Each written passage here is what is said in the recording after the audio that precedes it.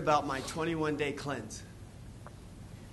A couple of people, yeah. So what's interesting, I think, with listening to all the comments about what it is that we're posting is, so I'm in the health industry, basically, so I did this cleanse of 21 days, but I then decided to make it public.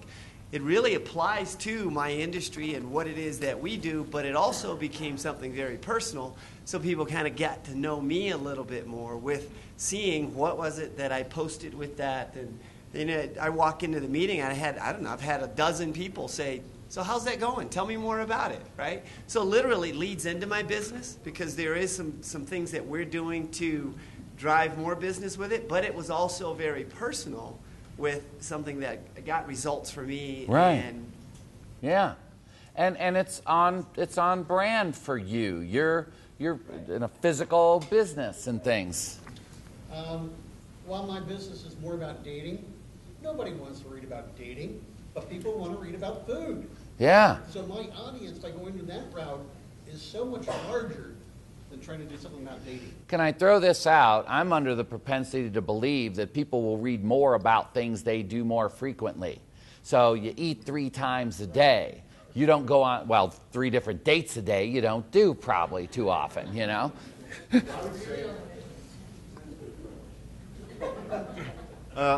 Another thing I see with social media is that it expands your spheres of networking to or influence to people outside of them. As you promote it, for instance, your 21-day cleanse, it may not be everyone that you're sending it to that will do it, but then they will forward it on to other folks that they would see would be a benefit of using that service, and that's where it becomes more viral.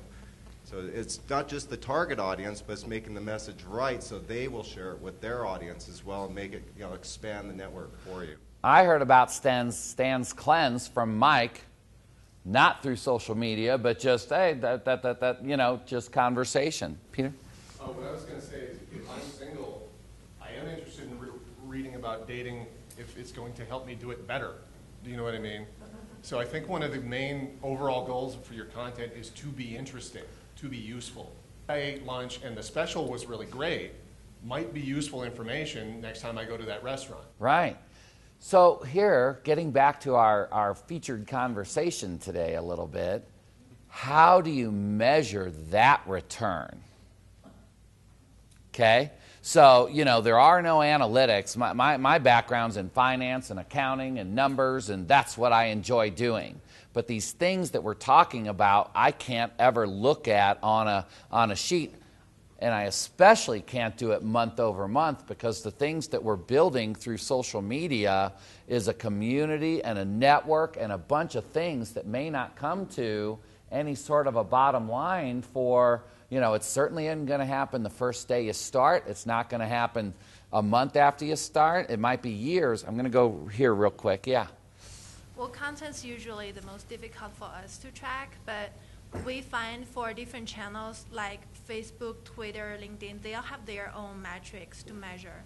Like Facebook, we like the insights. You can see the interactive from the users. You can see which comment, which article they prefer most. Then you see what's the difference between the ones they don't like and focus on the ones they like. So I think as you're experimenting out there and putting things out and you say, hey, this isn't about this or isn't about that, or it's hot out, you look at that and you look at those things and say, you know what?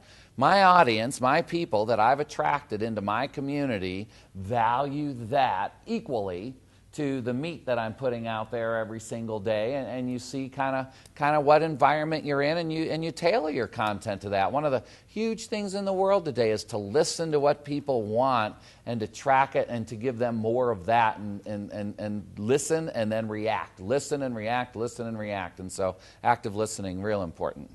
Yeah.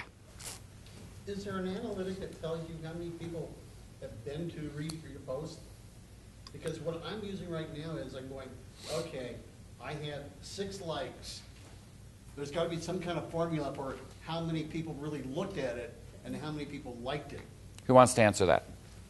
Well, on Facebook, if you're an administrator of your business page, you're able to see the impressions on the bottom of the post. Okay. And you can have more, that. and that tells you, how many people have really saw that. Depending upon that post or the number of posts, you'll see on the insights. There's some analytics in Facebook that you can see as far as that activity on your Facebook page. Thank you, I wasn't playing that together. And there's more on the insights than meets the eye immediately. I think we look at Facebook Insights. You hit the insights, you go to your page, and it gives you these pretty graphs. And you say, okay, there's information in there somewhere. Right. All right, if you pick a date range, and up in the very top right, there's a little place where you can enter a date. It's a calendar. Do that, and then click the export. Click the export button, and you'll get this Excel file, which gives you much richer data, which will tell you exactly what the level of interactivity was in a certain post, what time of day, and you can track that against, maybe this is when my audience has a larger proclivity to actually proceed, to interact with it, share, to consume the content I'm putting out there, along with a whole bunch of other stuff.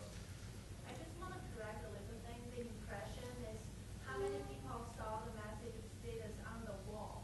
You're not necessarily click to see what the whole article is. You can see the short introduction. So I really like Peter's idea, shorten the link and track the link. So you can see how many people click on the link and from other analytics see where this comes from.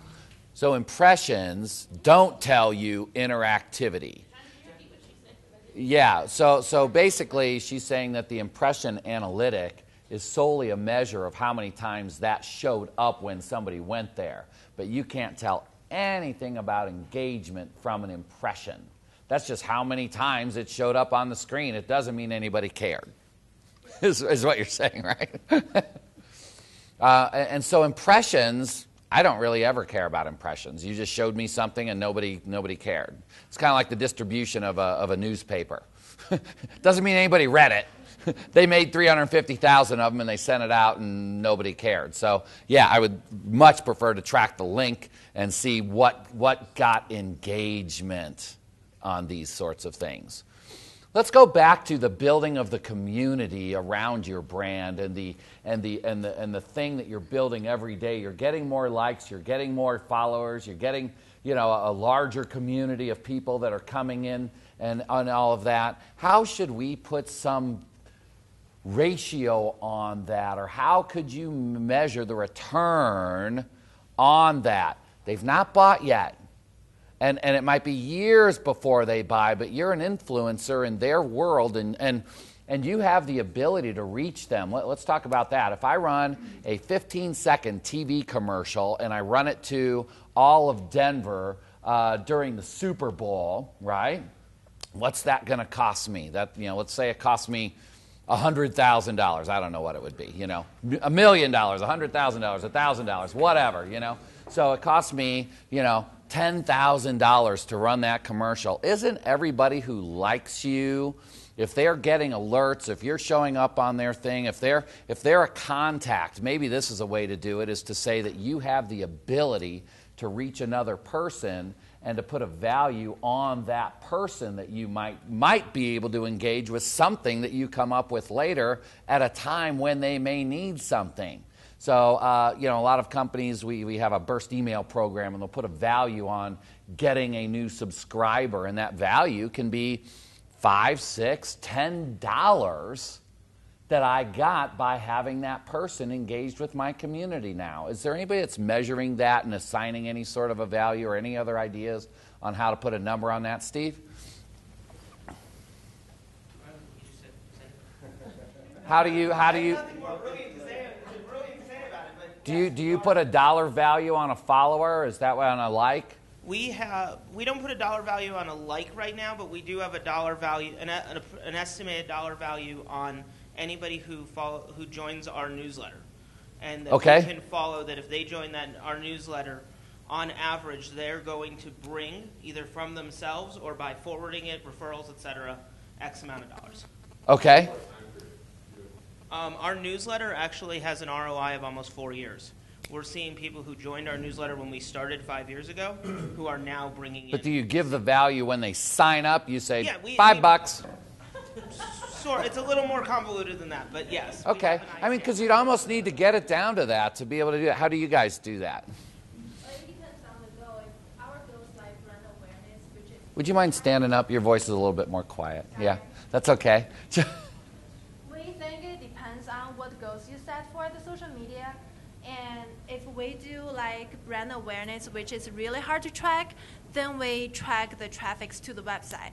Or like if you are in a B2C company, you're selling ice creams, you run a commercial on the Super Bowl game, then you see how many people know about your ice cream brand. You ask them whenever they come in, you say, hey, have you seen our Super Bowl commercial? If they say, yes, that's why I came, then you can track that number. It may not give you the direct money value to it, but it will if you keep doing that. And with the specific focused goal, eventually the perspective will come up. Very good. So I think what we want to try and do with all of this is say, what are you trying to get done by spending your time on doing this? Assign values to these things. Get analytics that you can look at and measure and track doing these things. I hate the thought that maybe people are out there doing all of this work and they have no idea if anybody cares, right? And so I want to avoid that at all costs and get down to where we're measuring, we're tracking, and we're assigning dollar values so that as you're doing this and participating in it, you're generating ROI. And I would say if you're doing that, you're going to be in the top 1% of people participating in social media today because people are having a real hard time getting a handle on that. And so thank you, everybody, for your input today. Steve's going to come up and do tips. And where's Fig come from? Right in downtown Denver. 16 photo buckets hosting. What we talked about in the YouTube section was doing a Google Places page and creating a YouTube channel that you can make for free, putting your videos on the YouTube channel, connecting them to your Google Places page, which will host photos and videos, which will allow traffic to come back to you from various sources, as well as using a service like TubeMogul, which puts out your video content to a lot of different aggregators and syndicators. Any questions? Can you spell that out for us? Something mobile? Oh, Tube. I'm sorry. It was a service online, they have a free version from Tube, T-U-B-E, Mogul, M-O-G-U-L. But Google Places is the most important thing. You can set up a Places page for free and put your video content on it. Create a YouTube channel for free, which feeds that Google Places page video. Our mobile app was Foursquare, and for consumers, it's useful because you can get specials that when you check into places, and it's free. And for businesses, you can go on to Foursquare.com and create a free account and profile. Promote your specials, get new customers, attract new customers, reward your loyal customers, and increase your visibility. So get on Foursquare. Using Facebook as the example, if you want people to engage with you, start out by reaching out and engaging with them. On Facebook, you can set a goal as small as 3 pages a week that you go to that you've already liked, and be sure to go and visit their page, comment on something, like something on their page, and kind of start the momentum, engage with them, and I think that will help them to engage with you. We have a 3-step given away. So first, you target the most popular tweets today about an article, then generate your original thoughts based on it, and create a trackable original link to this article on your website, then track that. So 3 steps. You like that one, huh, Mike? Good. All right, on LinkedIn, we spend a lot of time educating each other on the nuance of LinkedIn and why it's important. But as far as a tip, what we did come up with is the importance of using it like your actual live network, right? So I know Mike. If Mike knows somebody, I can ask Mike to introduce me. The beauty of LinkedIn as well is I can send him a message and actually track that message so you can get your ROI with that message from that sense as well, so you can see what's happening. So that's our tip for today. Thank you. I'm struggling with that right now, by the way. Are you? Yeah, well, I got a request from, when you ask somebody to make an introduction, you put the note in there that says, to Mike, who I'm trying to get introduced, and to Pam, who knows Mike, who's going to forward the introduction. And so Mike gets to see, or Pam, the intermediary, gets to see both messages. Right. So me as the intermediary right now, I see that the only reason person A wants to get a trip to certain B is so we can put the hard sell on. And I'm not willing to squander my social capital with this person by feeding No, that's a very good point. So in real life, you don't want to do that either, do you? No, I definitely want to talk to people to whom I think I can add value. Yeah, exactly. So it's the same premise as you go forward online as well. Make sure that you're not spending social capital inappropriately. On our meetup group, we have the forums, and we would really appreciate you taking a few minutes to, if you were the group leader, take a few minutes and write down these tips on the forum. That way we have these for everybody. They're Googleable, so people can Google them, find them, and use them themselves to help. And so John's going to come back up and give us a roadmap for the future. Yeah. Thank you, everybody, for being here today. Our next event's going to be on September 16th. We're going to talk about creating a social media action plan. And then on October 21st, we're going to talk about effective listening in social media and how to go about doing that. You guys have a wonderful weekend.